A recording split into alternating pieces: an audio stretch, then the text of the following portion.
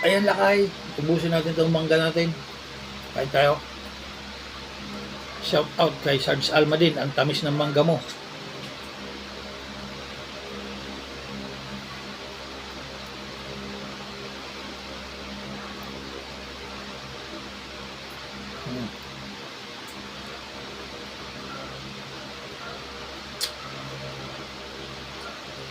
Yung mga may gusto ng mangga, oh, naubos ko na.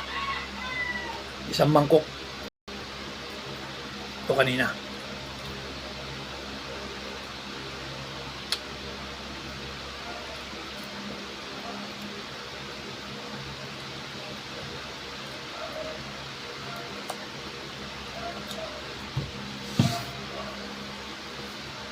Hindi kayo mahirapan maghanap ng mangga ngayon dahil panahon ng mangga ngayon.